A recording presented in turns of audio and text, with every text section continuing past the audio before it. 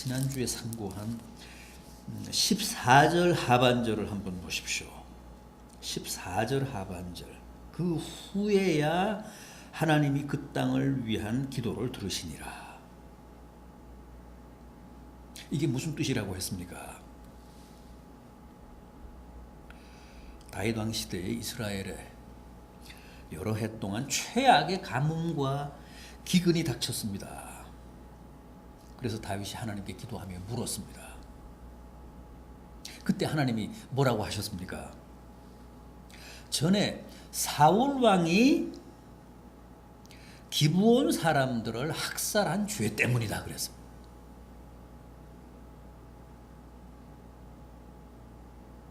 그게 무슨 말씀이죠?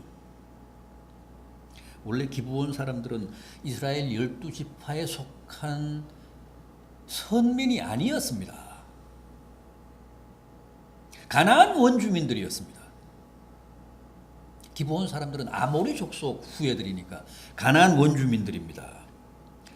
그런데 여호수아가 이스라엘 백성들을 이끌고 가나안에 입성해서 여리고성을 위시해서 원주민들을 토벌하고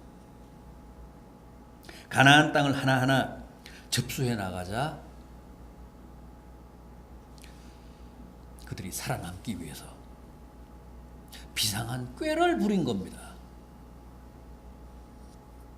어느 날 그 종족의 대표들이 여호수아를 찾아와서 자기들은 가나안 사람들이 아니고 저 광야를 떠도는 유랑민인데 앞으로 혹 있을지도 모를 그 충돌을 사전에 미연에 이제 방지하자는 뜻이니까 우리가 평화협정을 맺자. 살다가 보면 또 본의 아니게 서로 만나게 되고 또 충돌할 수도 있으니까 그때 우리가 서로 싸우지 않기로 이쯤에서 평화협정을 맺어놓자. 여호수아는 뭐 심각하게 생각하지 않고 그냥 그 사람들의 말을 곧이곧대로 믿고 하나님의 이름으로 맹세를 하며 평화협정을 체결을 했습니다. 그런데 사흘 만에 그게 들통이 났잖아요.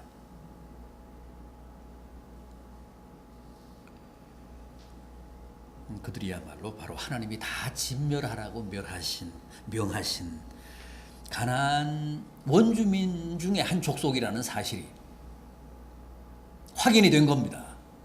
그러나 때는 이미 늦었습니다. 평화협정을 맺었기 때문에, 사인을 했기 때문에, 하나님의 이름으로 하나님 앞에서 하나님의 면전에서 맹세를 했기 때문에 그건 이제 어떻게 할 수가 없습니다. 되돌릴 수가 없었습니다. 그래서 가나안 원주민이면서도 이스라엘 백성들과 함께 그 가나안에서 살았던 거예요.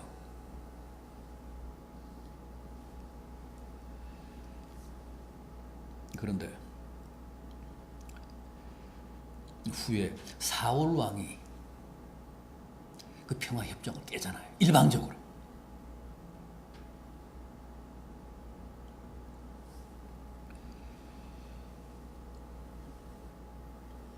하나님의 이름으로 맹세하고 그들을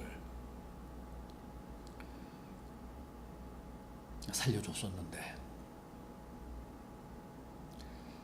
사울 왕이 하나님의 이름으로 맺은 그 기브온 사람들과의 평화조약을 무시하고 그들을 대량 학살했습니다. 그런데도 지금까지 이스라엘이 그 점에 대한 아무런 반성도 회개도 없었기 때문에 하나님이 진노하사 그 죄값을 물어서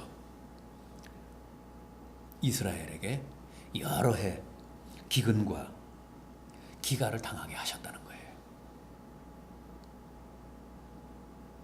다윗이 당장에 학살에서 살아남은 기브온 사람들을 불렀습니다. 우리가 어떻게 해야 되겠느냐? 우리가 어떻게 해야 이 과거사를 제대로 청산할 수 있겠느냐? 그들이 뭐라고 했죠? 이 일은 절대 돈으로는 안 됩니다. 금이나 은으로는 안 됩니다. 우리 동족을 대량 학살한 주범, 그 사울 왕의 후손 중에 7명을 우리에게 주십시오. 목을 달겠습니다. 사형에 처하겠습니다. 다윗이 두말하지 않습니다. 그 요구를 들어줍니다. 그래서 기브온 사람들이 사울 왕의 후손 7의 목을 달자. 비로소 하늘이 열리고 그 시체 위에 비가 내렸다고 했습니다. 큰 비가 왔습니다. 10절 말씀을 보면 그렇습니다. 그제서야 하늘에서 비가 그들의 시체 위에 쏟아졌다.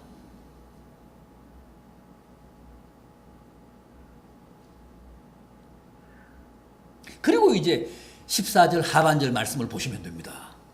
그 후에야 하나님이 그 땅을 위한 기도를 들으셨다.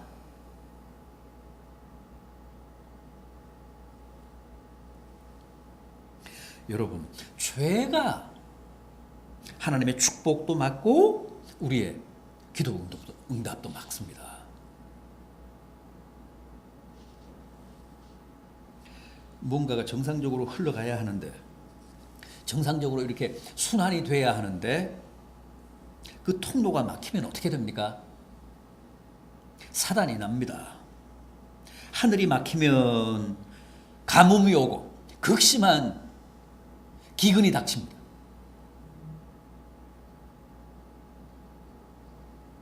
생각해 보십시오.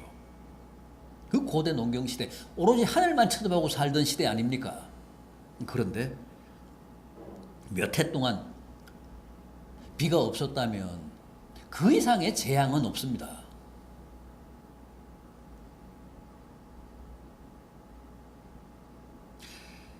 또 사람의 혈관이 막혀 보십시오. 나이 든 사람들이 가장 무서워하는 각종 순환기 계통의 성인병이 오잖아요. 큰일 납니다. 막히면 안 됩니다. 순환이 돼야 합니다. 잘 흘러야 합니다. 또 죄가 나와 하나님 사이의 영적인 채널을 막으면 어떻게 됩니까? 그것으로 모든 게 단절됩니다. 소통도 안 되고 교감도 안 되고 기도 응답도 안 되고 하나님의 축복도 하나님의 은혜도 끊깁니다.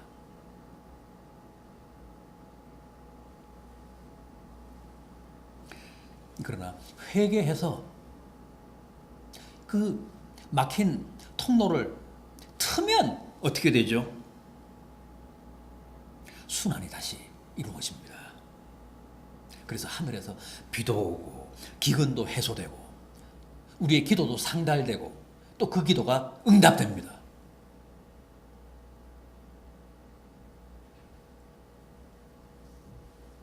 그동안 죄가 가로막고 있었기 때문에 아무리 기도해도 그 기도가 하나님 앞에 상달되지 않았는데 영적인 통로가 막혀서 하나님과 전혀 소통이 이루어지지 않았는데 다윗이 회개해서 그 묵은 죄악을 척결하고 나자 이제 다시 하늘이 열리면서 비가 왔다는 거예요. 오랜 기갈과 기근이 해소됐다는 겁니다. 백성들이 나라를 위해서 기도하니까 그 기도가 응답되더라는 겁니다.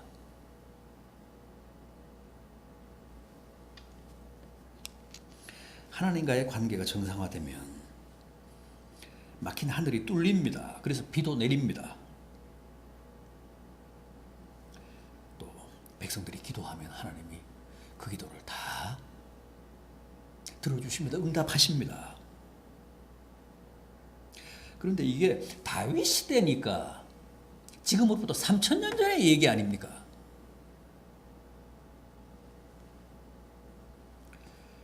그 아득한 옛날 고대 군주 시대에도 다윗은 과거사를 이렇게 쿨하게, 이렇게 공의롭게, 상식적으로, 합리적으로 처리하고 해결했는데 지금 저 일본 한번 생각해 보십시오. 일본의 과거사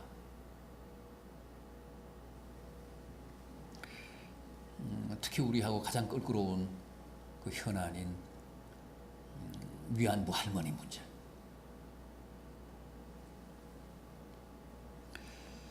참, 그 일본의 태도를 보면 너무 한심하고 비겁하고 무책임하다는 생각이 언제나 듭니다. 그 과거사 문제, 그 위안부 할머니 문제가 해결 안 되니까 양국 간에 모든 게 그냥 꽉 막혀 있잖아요. 한 치 앞도 진전을 못 이루잖아요. 그게 엄연한 역사적 사실이니까. 근대사에 있었던 일들이니까. 그거 시인하고 피해자가 원하는 대로 그 과거사 문제를 좀 대범하게 해결을 하면 양국 관계에도 굉장한 발전이 올 것이고 인류 역사도 그만큼 더 진화를 할 텐데, 발전을 할 텐데,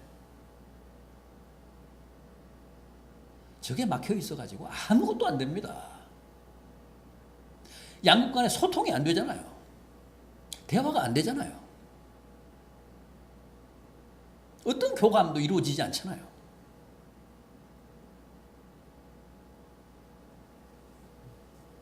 돈으로 어떻게 해결해 보려다가 지금 뭐 덧난 거 아닙니까?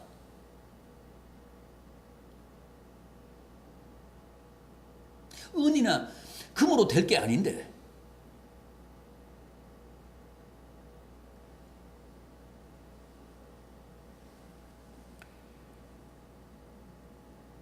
다윗 시대 이스라엘을 보십시오. 그렇게 미처 잊고 살아온 과거사를 과감하게 처리하고 청산하고 나자 당장 비가 오고 해갈이 되고 기근도 해소되고 기도 응답도 되고, 더 중요한 것은 그 이후 거듭된 전쟁에서 백전백승했다는 겁니다. 오늘 본문의 내용이 바로 그겁니다. 오늘 본문 15절 이하 마지막 22절까지의 내용이 그거 아닙니까? 블레셋 사람이 다시 이스라엘을 치거늘 다윗이 그의 부하들과 함께 내려가서 블레셋 사람들과 싸우더니 다윗이 피곤하매 거인족의 아들 중에 무게가 300세겔 되는 노창을 들고 세 칼을 찬 이스비브노비 다윗을 죽이려 하므로 스루야의 아들 아비새가 다윗을 도와 그 블레셋 사람을 쳐 죽이니 그때 다윗의 추종자들이 그에게 맹세하여 이르되 왕은 다시 우리와 함께 전장에 나가지 마옵소서. 이스라엘의 등불이 꺼지지 말게 하옵소서. 블레셋 군대가 이스라엘을 침공을 했기 때문에 다윗이 군대를 지휘해서 전장에 나가서 싸웠습니다. 그런데 이미 이때 다윗은 나이가 들었죠. 그래서 지쳤던 것 같습니다. 그런데 블레셋 군대의 거인 장수 하나가 그 틈을 놓치지 않고 다윗을 죽이려고 했습니다. 다행히 아비새가 다윗을 지키며 그 블레셋 군대의 거인 장수를 죽였다는 겁니다. 그래서 이스라엘 군대의 참모들이 안도의 한숨을 내쉬며 앞으로 왕은 전쟁에 나오지 마십시오. 우리가 싸우겠습니다. 당신이 죽으면 이스라엘의 등불이 꺼지는 겁니다. 그런 사태가 오게 하지 마십시오. 그냥 왕궁에서 쉬십시오. 우리가 싸우겠습니다. 그리고 이제 그때부터는 다윗이 출장을 안 하고 왕궁을 지켰는데도 그 휘하에 장수들이 나가서 모든 싸움에서 다 승리를 거두었다는 겁니다. 그것도 블레셋 군대를 지휘한 장수는 다 거인들입니다. 거인 족속입니다. 어떤 장군은 어떤 그 거인은 발가락 손가락이 다 6개라고 하지 않았습니까?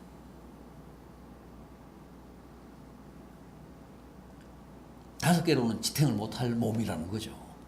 그렇게 거구였다는 그런 무시무시한 거인이었다는 겁니다. 그런데도 다 물리쳤다는 거예요. 다 죽였다는 거예요. 그리고 승리를 거두었다는 겁니다. 오늘 본문을 왜 기록했을까요? 왜 오늘 본문을 여기에 기록해서 도대체 우리에게 어떤 메시지를 전달하려고 했을까요? 하나님과 나 사이에 막힘이 없으면 모든 걸 다 허락하신다는 거예요. 기도도 응답해 주시고 은혜도 주시고 축복도 주시고 승리도 주신다는 뜻입니다.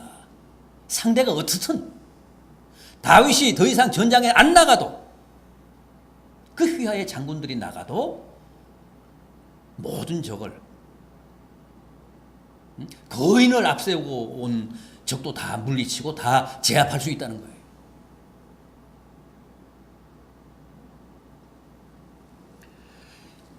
꼭 그 얘기를 하고 싶은 겁니다. 그 메시지를 전달하고 싶은 겁니다.